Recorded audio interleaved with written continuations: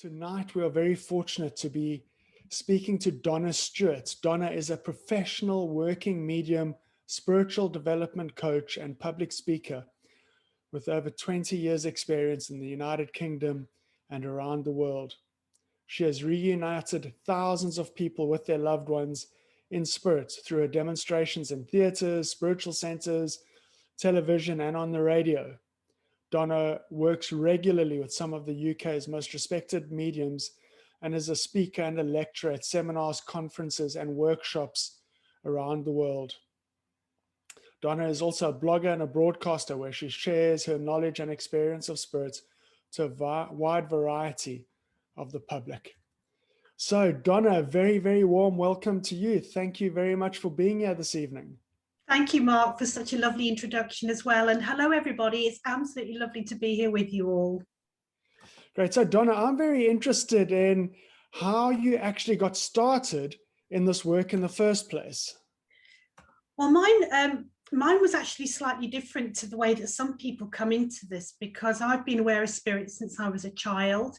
I remember when I was a very small child, I was actually born at home, and apparently the house that I was born in was very quiet until I arrived, and then the spirit people kind of came with me.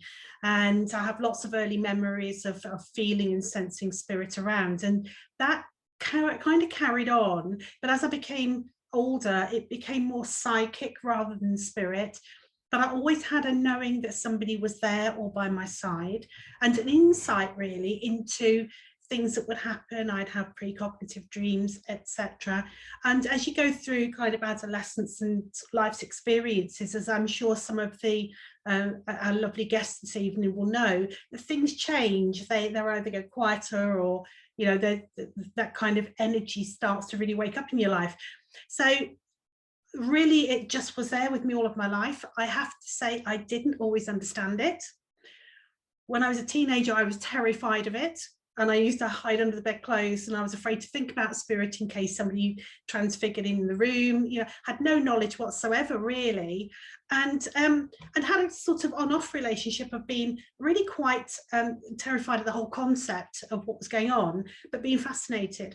So it served me very well throughout a lot of my life until I came to my early 30s. And I quite by chance, by coincidence, not at all, came into contact with a healer. Now, I had never been to a spiritist church. I had never had a reading in my life. I'd only ever read one of the books from the late, great Doris Stokes, and I don't think I'd ever spoken to a medium or a healer. So I was clueless, Mark, absolutely clueless. And I'd had this situation where I was viewing my life ahead in front of me a few moments at a time. I wasn't eating properly, sleeping. Spirit would come to me in the night. It was just absolute chaos, and I'm sure some of our guests this evening can resonate with that. It just seemed as though I was never switched off, and I didn't know anybody that I can actually ask. So I was brought into contact with this particular healer, became a very good friend and mentor to me. And she said, "Oh, I think you need to go to a spiritualist church and take some development." Now, as it happened, in our tiny little village, there was a development class starting right at the top of my road, which was unheard of.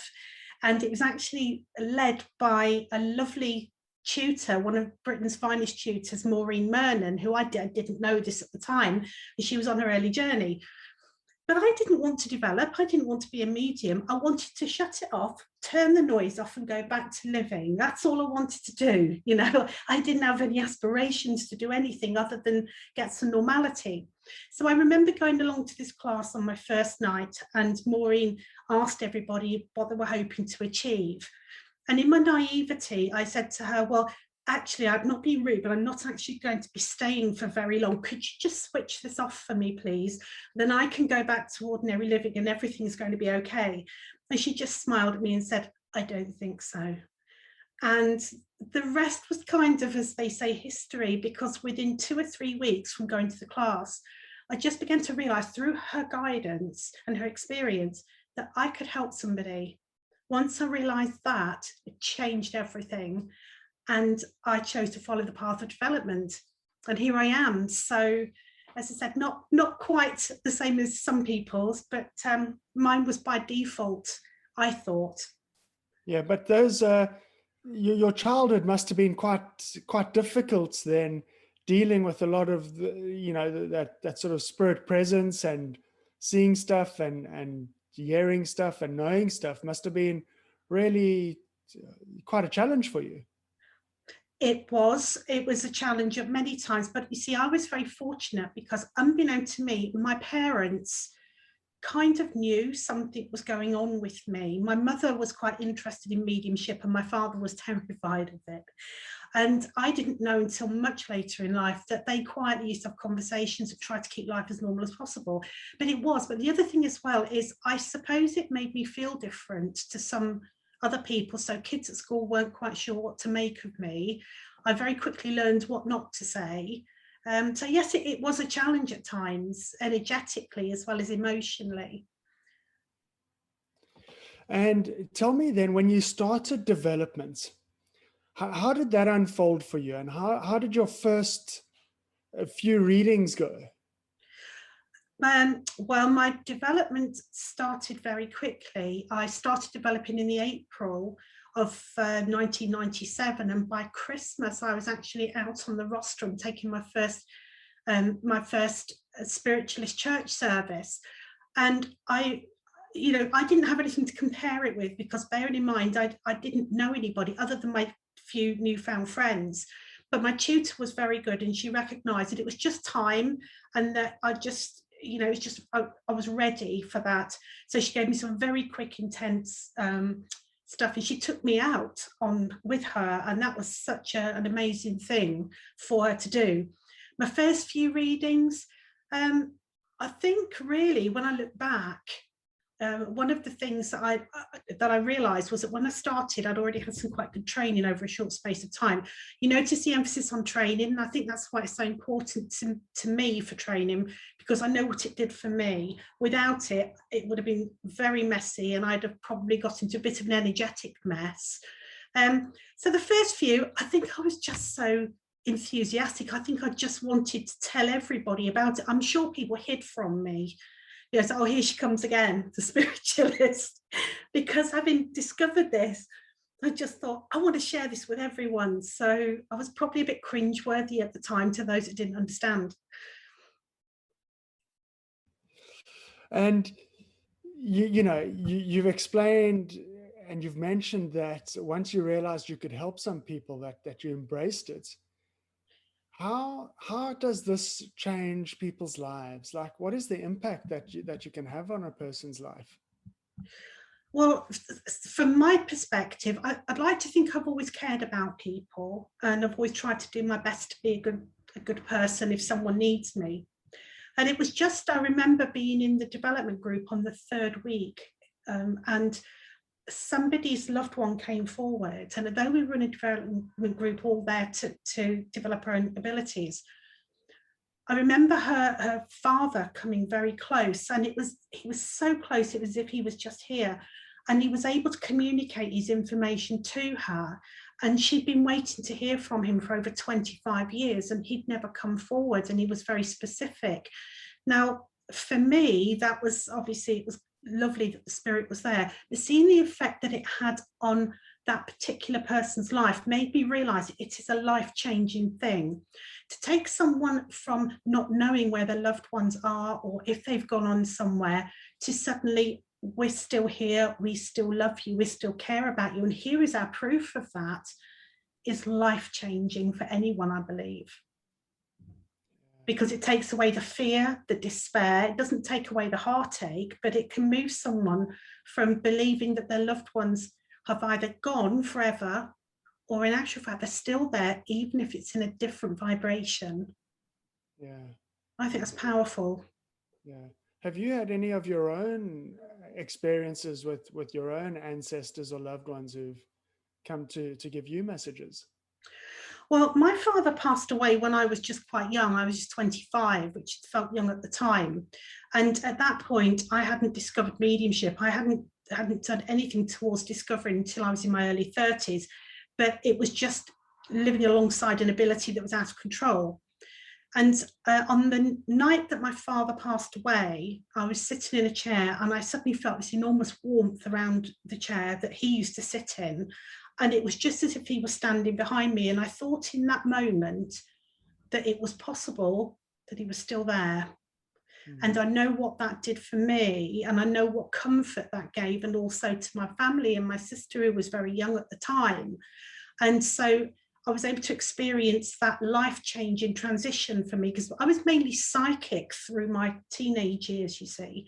So I had, and from when I was small, I stopped having spirit interaction when I was about 5 or 6. You know, when your conditioning comes in when you go to school, etc. And that moment for me made me realize this is real. And I think then that I will never forget what that did to help myself and my family, and how it can help others. Yeah. How does it actually work? I mean, how is it possible that you can communicate with somebody who is physically deceased? Okay, that's a great question. I ask that so often. But, you know, we're all spirit first and foremost. So we're spirit having a human experience. So our energy, our mind, thoughts, everything we are, the essence of us is, we come from spirit with that anyway. It's just as we come into this life, we sometimes forget that, feel disconnected from it for all kinds of reasons. So we bring with us, every single one of us has the innate ability to be aware of somebody in spirit. But it is often changed by their chemical makeup, their DNA, their belief system, all these different type of things. So what is happening is our energy that we bring with us that illuminates the physical body, and our mind energy just has that ability to receive thoughts from the spirit world. That's all it is. It's telepathy, mind to mind.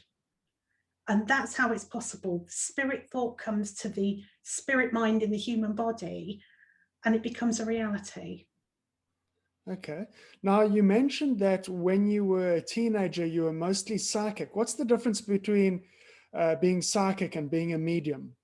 Okay, now this is something that I think can be very confusing to people, and I think the reason why is because of the terminology that's often used through lack of understanding. So if somebody is psychic, they are working with the energy of somebody or something that is kind of still living, or perhaps if you go into an old building or a place, you can feel or know or sense something being held within the vibrational field of someone or something that we can connect to at this kind of earth level.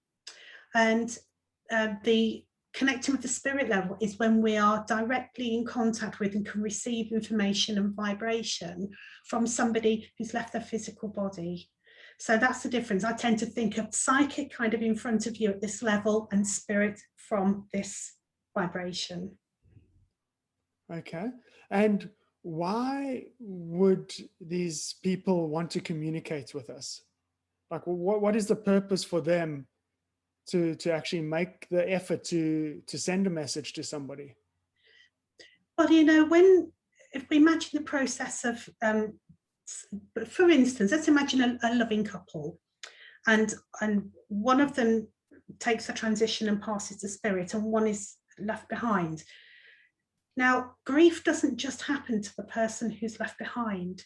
It also exists in the mind and the heart of the person who's left. And the person who's left this vibration will have all of the emotions and all of the processing that perhaps their loved one here, you know, living in this life does.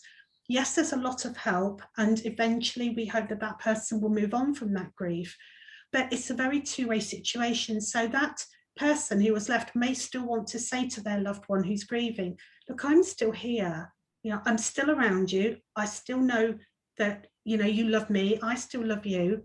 Maybe there's something I want to say to you that I didn't say in life. And it's about healing. It is about healing and resolving and sharing thoughts and memories. And I think also it threads us through from the separation of passing, that even though someone has kind of left the physical body, they are still there. And there are lots of spirit that want their loved ones to know that they are still there, supporting them, guiding them, and just, you know, sharing the life with them still. Yeah. Yeah. Sometimes they don't, you know, because it's quite a difficult thing. If you're a spirit and you've left this sort of beautiful but dense planet, some don't want to make that transition, or they've nothing to come back for. Maybe people they were closest to are already there. But those that do usually have a message or a reason or comfort or healing. Yeah, because not everybody receives messages. You know, is it true that everybody's trying, like if you've got a loved one who's passed recently, are they trying to get a message to us and we're just not hearing it, or have they not bothered to try? Like, not everybody has the ability to receive this message. Is our loved one trying to get a message to us? Well, I'd like to think so. We can't statistically say who does and who doesn't, but in actual fact, Mark, the spirit may not be able to get the message across. You know, some of us, you know, for your guests there that have seen the film Ghost, you know, Patrick Swayze needed a lot of help in those early days because he didn't know what to do. And that's sometimes the case for newly passed spirit. Through their belief, they might suddenly find they're in shock, they're still alive, they're still feeling. They might have thought that when you pass away, that's it. So they've got their own things to come to. But very often you'll find the messages, especially with newly passed people, come in different ways, like a song on the radio or a smell or a touch or something moves, not necessarily, and as you say, well, not everybody can receive that information, or perhaps because of the grief isn't in the right sensitive state. But there's usually something, even if it doesn't come directly to the loved one, it can perhaps come to a family member. I always think spirit want to say, I'm all right. Yeah. So you've done a lot of work on the platforms at spiritualist churches, from what I can gather. When you're doing a public demonstration like that, does it feel like there are a lot of ancestors, a lot of spirits trying to get a message across? Well, I think because I think discipline is really important in the way that we work, and I think that and I've been so blessed to do spiritual churches, and I've done theatres, and I've had some fabulous opportunities with Colin Fry and Tony Stockwell, and so these are the big venues, the 5,000 venues, and you think, gulp, you know, you're standing on the stage there. And what I do is, by my intention, I will usually say to the spirit world, you know, obviously, you know what I'm doing, and here I am. So whoever is able to communicate and needs to get that message across, you know, I'm here for you. But what we have to remember is that spirit is still highly intelligent. So they know that they are only, for instance, in a 2-hour demonstration with myself, there's probably going to be about 10 messages, 11 if there's a little short one. The spirit know that, you know, so they don't all come charging to the door. You'll find there's order with the guides and the helpers, and, you know, to try and get some kind of sense. Otherwise, it just becomes overwhelming. It becomes confusing for the congregation or the audience, and the poor medium stuck in the middle, kind of pulled from pillar to post with everybody trying to go everywhere. So discipline and training, that's what's needed. And tell me about the importance of evidence and how you go about providing evidence so that the person actually believes that the message that they're getting is legitimate.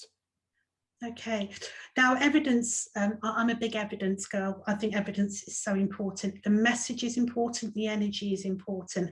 But if we're going to represent spirit and we want to work with them, then we need to work with them in the best way so they can give that detail and that evidence, because, you know, without it, messages can seem very generic. So for instance, it might be, you know, got a gentleman here, he has grey hair, he had a heart attack, he had breathing problems, does anybody know this man? You know, most people are going to raise their hand. So what we need to be doing is looking for something unique, different about them, their personality. Maybe names are always a favorite, but sometimes, you know, they don't always come in that way. But it can be appearance, distinguishing marks, where that person lived, how they passed, their memories. Those are the kinds of things that make good evidence. And I think it's really important to raise that standard of evidence so that the person who's receiving the message knows exactly who the medium is communicating with. So, you know, and the way to develop that is again through just practice, and I think setting your intention. And I think it's important to think about the kind of medium we want to be and what we want to achieve, not from a point of ego, from a point of serving spirit and how we can be the best ambassador for them. Yeah, I remember doing part of a development class with the Spiritualist National Union, the international branch that did online classes. And I think they said that we needed to get 5 pieces of evidence. Is that right? You work for 5 pieces of evidence? I mean, I found that very difficult to do. At least Which is 5 why I'm not a pieces. medium on the platform. At least 5 pieces of evidence. But usually I can see why they say that, because you need to provide at least 5 pieces of quality information that tells the loved one who we're talking to. But yes, dive in, get more if you can, but at least 5 is really important. Yeah. Now, Donna, I was reading your blog earlier today to prepare for this interview. And I suppose I should apologize to the audience that Cindy isn't actually doing the interview, but she developed a bit of a sore throat this morning and has a lot of teaching to do this week. So she asked me to step in. So as I was preparing, I saw that you had an interesting experience around lockdown at a place you went to work during lockdown. Can you tell us a bit about how that has helped you develop as a medium? Oh yes, now then, how to put a very long story into a very short space of time. I mean, I've been working, I had up till that time been working professionally for 22 years. I've always been very blessed, lots of work, everything going on. And then all of a sudden it all came to a stop. And all my things that I was involved with were cancelling, and it was steering me away from that. And the reasons behind why the cancellations were I don't believe anything that was happening with me, because the feedback about the work was still positive, but it was like centres were closing, circles were ending, all of this type of thing. So I decided that what might be a good idea was just I needed to obviously find small work. I was bewildered, absolutely in shock. You know, I've done this, is this all you wanted? Some notice, guys, would have been really good. But I kept my faith and just thought I would need to do something in the event of the fact that I'd done all of my service. I even thought perhaps it was time for me to go home, and they just pulled the plug ready for me to go back. So anyway, as it happened, I thought, well, what can I do? You know, I'm a medium. How do you put on your work CV that you talk to the deceased? It's just, you know, all the things you think about. What can I do to go forward? As I was helping somebody else looking for employment, I very quickly was directed, without even realising I'd touched the screen, to a position in funeral care. And I knew that was what I had to do. And the synchronicity of it was absolutely perfect. I actually ended up going to work in the branch in my hometown where I was born, where all of the activity started. And I did a year in funeral care during the pandemic. And it was one of the busiest funeral homes in the UK. And my role was as a funeral organiser and supporting families. And again, you can imagine during the pandemic, you know, it was just extraordinary, the amount of people that came into our care. And one of my roles also was to sit with families and just support them, and to go with them to the chapels of remembrance to visit their loved ones and pay their last respects. And that could range from young children to elderly people. And I thought up until that point that I understood grief. I hoped I'd understood grief. I'd experienced myself with my family. And I'd seen a lot of people experience grief over the years. But to be in a position where you find yourself all day supporting families that have lost their loved ones in the most extraordinary of circumstances at times, it was an absolute privilege to be with them, but also very insightful to me when people would say, if only I could just have one last memory, one last word, one last goodbye. Now, obviously, it wasn't appropriate to bring my mediumship into that role, but I would like to think I grew enormously during that time so that I can serve better people that have private readings. and also that I can train my students in a clearer way, having a greater understanding of the absolute importance of that evidence and that message. Once I got that, because I just didn't understand why everything had stopped, then my contract came to an end and my spirit work just escalated again. So I think that spirit sent me on an apprenticeship that I think has been incredibly valuable. It was very humbling and hugely privileged to do at that time, and to take the experience from that and share that with my clients and share it with my students. So it can just be that bit better as a medium and as an ambassador and sharer. Yeah, wow, that's amazing. And yeah, I'm glad that it had a valuable lesson for you and your students. Now, you've got an exercise that we could do together, perhaps. You want to talk about the exercise? Oh, I have, and I do hope you'll all join me if you'd like to do that. And it's just a short exercise, just to try and give a sense of, the fact the spirit's still so close. So through this exercise for a few moments, what I'd like to try and do is just to try and get you all to feel someone that you know from the spirit world and be aware of their energy. Okay. Now, if you don't, that's absolutely fine, because it will depend on, where you are in your development. But this is something that you can try that can often help. So hopefully everybody's happy to join me with this. And what we're going to do is just open up the energy for a moment, bring spirit into the energy, and I'll do that in a specific way. And then spirit will step back, and then we'll just close the energy down again. Okay. So if you'd all like to join me for a moment, you can keep your eyes open if you wish. But I find eyes closed is really good for having this experience. Now, your loved ones are here. They will know what you're trying to achieve. And so they will try really hard as well and work with you as a team so that you can hopefully feel, see, or be aware of something from your spirit loved ones. So just making yourself comfortable. Just settling down where you're sitting. And let's just take a moment to just breathe, the most simple, natural act of living. Just breathing in through the nose if you can, don't worry if not. And then just out through the mouth again if you can't, if that's uncomfortable, just breathe through the nose.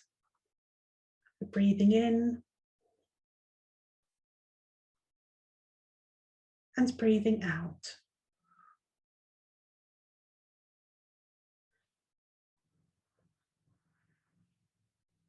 And now just allowing your breathing to continue naturally. Take a moment to find a place within the center of yourself where you're appreciating the quiet and the stillness.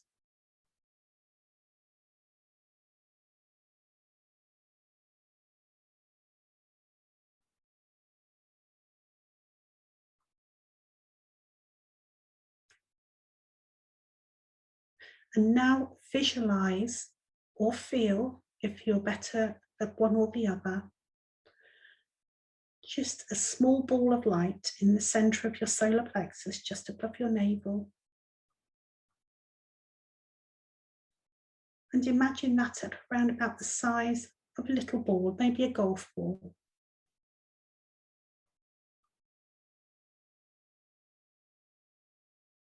And just visualize or feel its brightness.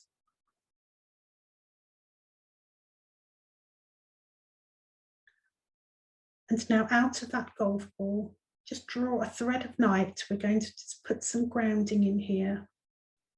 So all at different levels of development in this evening session. So bringing down the energy, down through the chakra in your abdomen, which is the sacral center. Imagine it traveling through the root at the base of your spine. And just moving down perhaps through your legs, your knees, bottoms of your feet. And then putting that energy down into the ground and just feel it spreading the light through the earth.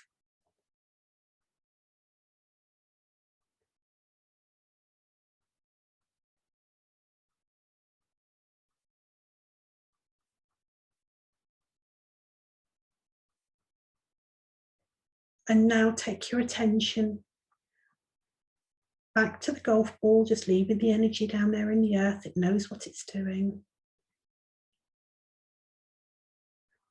And now just simply allowing that ball of light to grow. And just feel it expanding in a kind of egg shape. And that's coming through you, and it's 360 degrees. So it's coming up through you and out and around you. And it's just going, flooding into your aura, all around you. And allowing it to grow. Don't forget over your head and under your feet. It's spreading out in a lovely egg-like shape. And we're allowing it rather than pushing or forcing it. So if it seems as though yours doesn't quite want to go out, just imagine it like a wave. And it's just spreading out. And then holding it approximately 3 to 4 feet away from your physical body, all around. Don't forget over your head and under your feet. And that's your own energy space. That's your auric field all flooded around your energy field. That's your power that's ready to receive and give spirit some energy to let them know that you are open to receiving energy from them.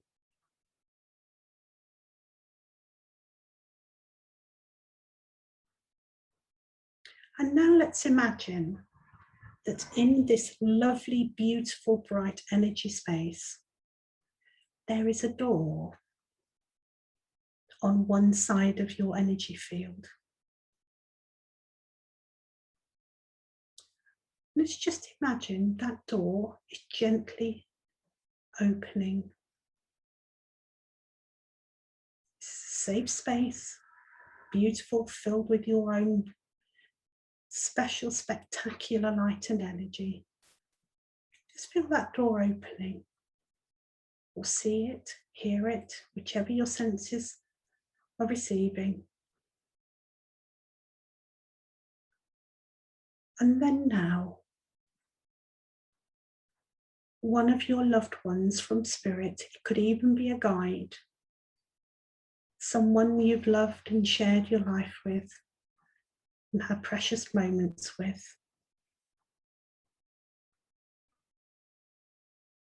It starts to come in through the door, to come into your energy.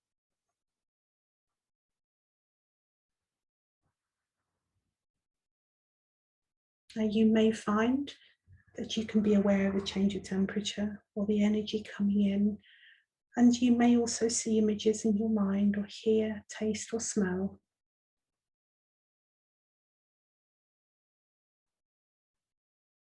And we'll have a few quiet moments for you to try to experience this blending of your loved ones.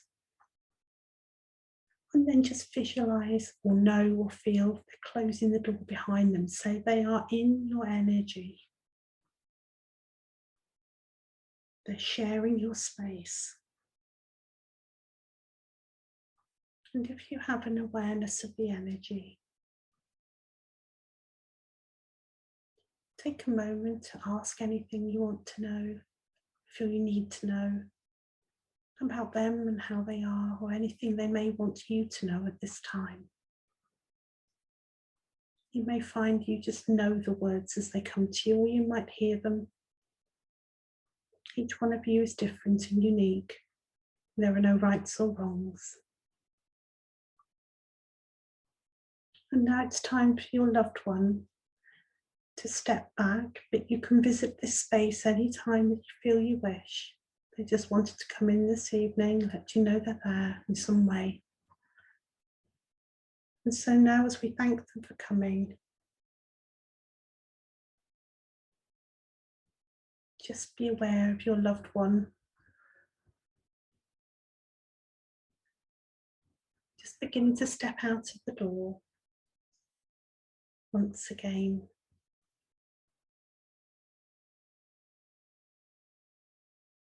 And just giving you a cheery wave, knowing you can be together whenever you need to be.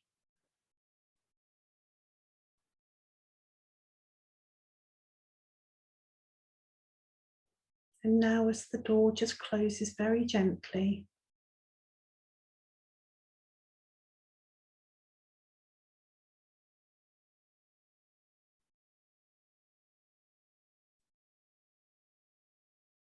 just begin to feel your energy field starting to become reduced.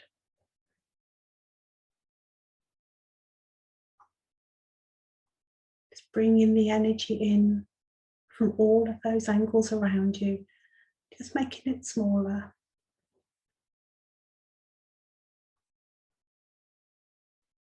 Drawing in all of the energy again, back towards the center, where that golf ball sized piece of light began.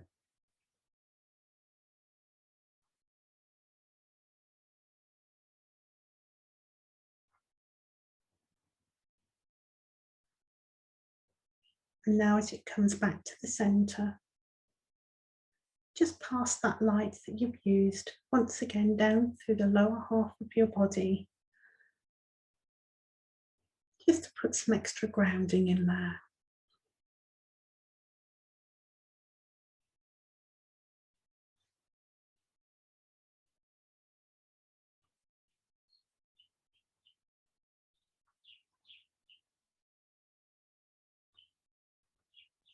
And then bring your mind back into the session. Open your eyes if they were closed.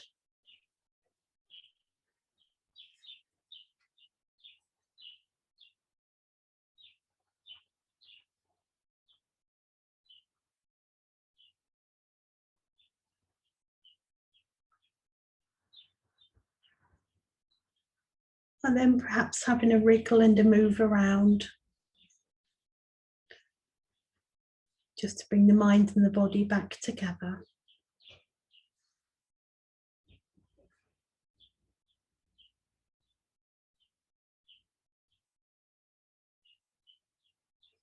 Okay, well, I hope that some of you enjoyed that and hope you were able to. Oh, you're very welcome, Sandy. Thank you. So pleased that you, oh, that's lovely. It's good to see your comments here. Thank you.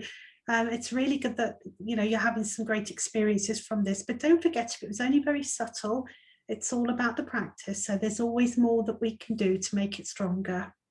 So thank you everyone for taking part with me. I hope you enjoyed that. Yeah, thanks, Donna. And yeah, if you had a good experience or an interesting experience, or if you communicated with a loved one, just post that comment into the chat and let us know. I'd love to see more of those comments coming in. And while you're at it, if you've got any questions for Donna, type your questions for Donna into the Q&A tab. And in a minute, we're going to have some time to go through your questions for Donna. And yeah, we'll get to those in a second. But Donna, I've got a few more questions for you. What characteristics are important for a medium? What's important when it comes to mediumship? Well, on a practical level, a medium to start development needs to be emotionally well. It's very important to be emotionally well, and, you know, to have worked on your own stuff. And if, you know, if there's still things that you need to resolve, it's really important, I think, for the medium to put that work in to do that. Because once we start working with the sensitivity of spirit, that can bring up all kinds of sensitivities and changes. So if there is anything underlying that hasn't been resolved, it can bring it to the surface. So first and foremost, be emotionally well. It does help if you're physically well, and I appreciate not everybody, you know, is able to have good health, but it's just that it's easier sometimes and more comfortable to be that way. But I know plenty of mediums as well that have had issues, but emotionally well is really good. And also I feel just you want to help. I feel somebody needs, if you're stepping out on a path of mediumship, you're stepping out on a path of healing.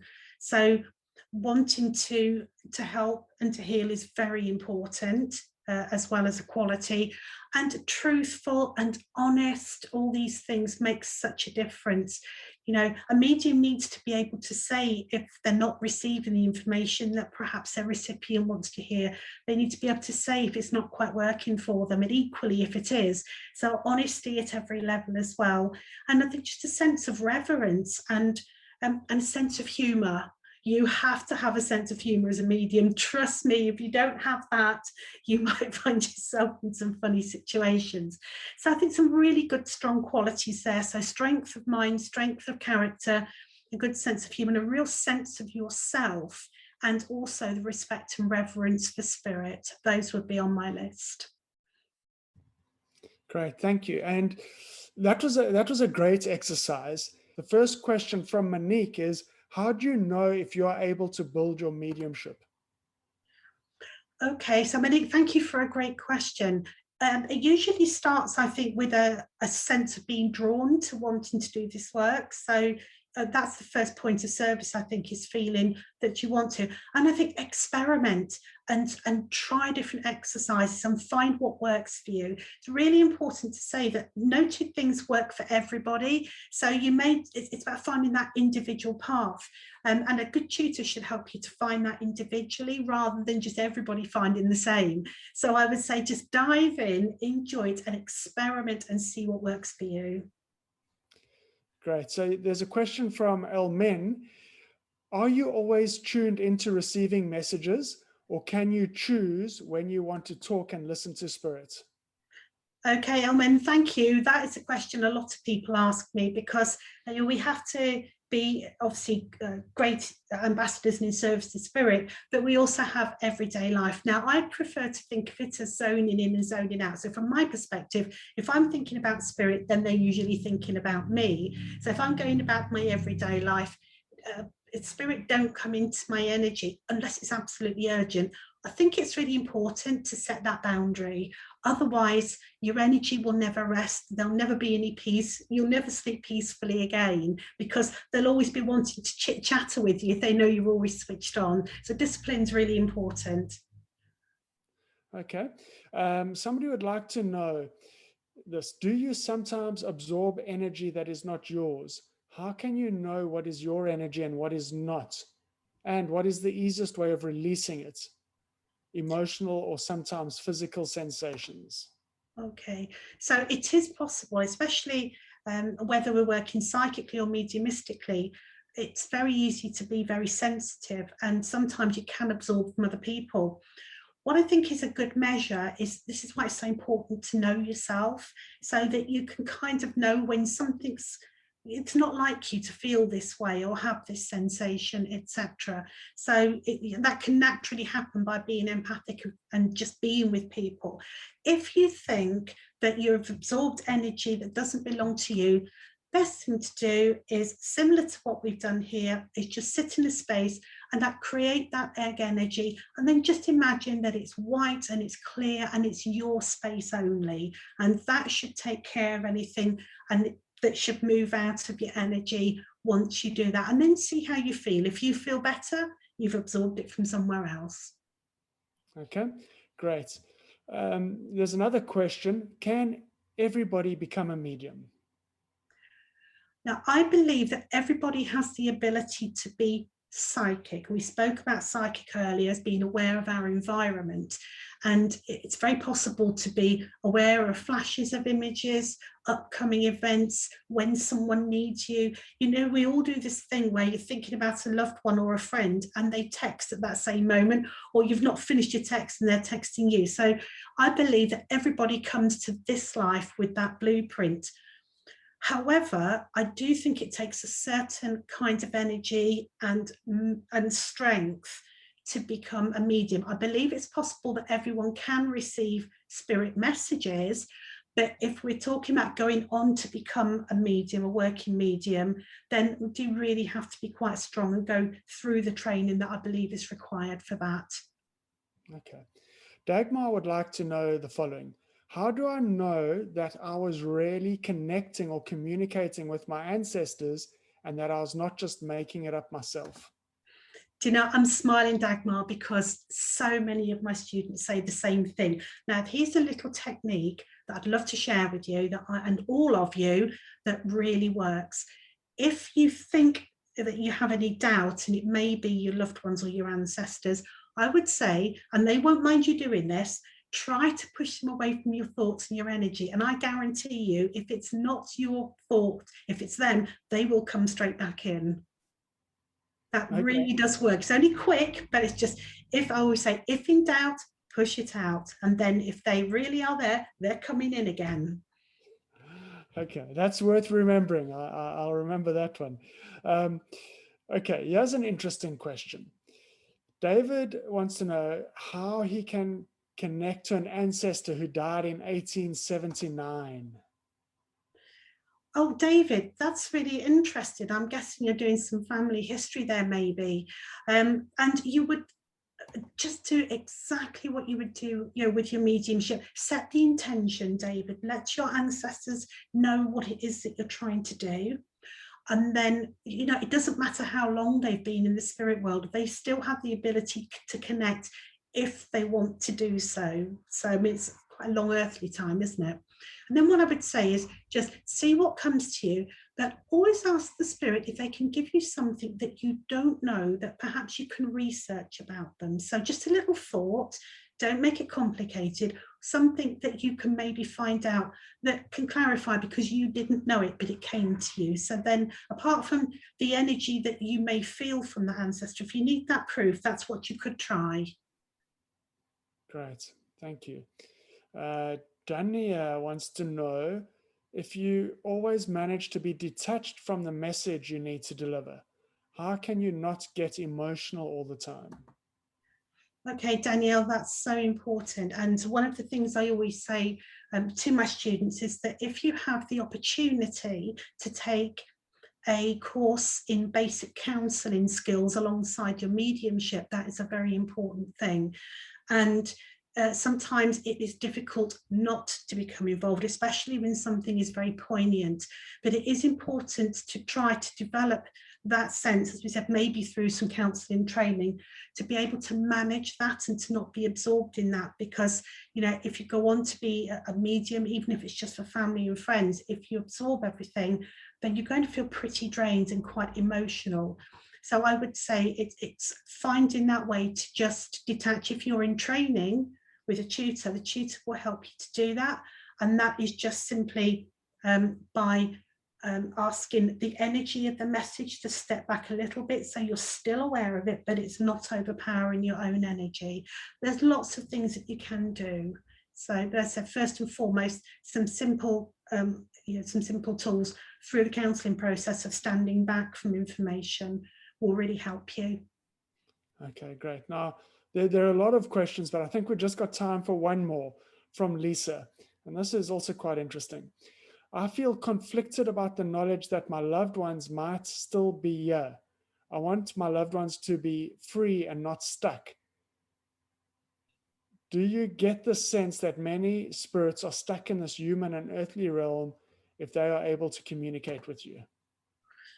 Okay, so that is very interesting. And there's two kinds of points with this, Lisa. So I believe that and I've found from my own personal experience rather than just believing, that if a spirit leaves this life and goes into the spirit realm in a healthy way or has received the healing, they can just pop back and say hello and let you know we're here and give some support and be quite happy to go on. Spirit that become stuck in this realm are very often spirit that find it very difficult to move on from the emotion of their family, and that often needs the help of a healer or a medium to help them to release that and to help them to realize they can move on and they can still come back and connect, but they don't have to stay stuck with it. I hope that helps. All right, I'm sure that will help. So thank you very much for answering those questions. I'm sorry we don't have time for more. But Donna, do you have any final comments or thoughts or anything else that you wish to share before we wrap things up?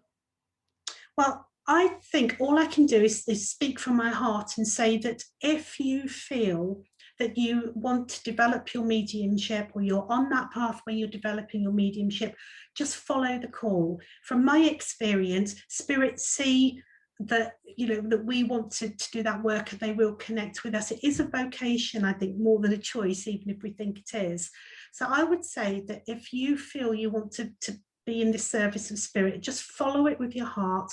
Never forget the reason why you began, those first times when you reach out for spirit. No matter how much work you do or how busy you might become, just remembering the fundamentals of why we do what we do, and never forget the impact of the healing on others that you can achieve by giving your time and energy to spirit.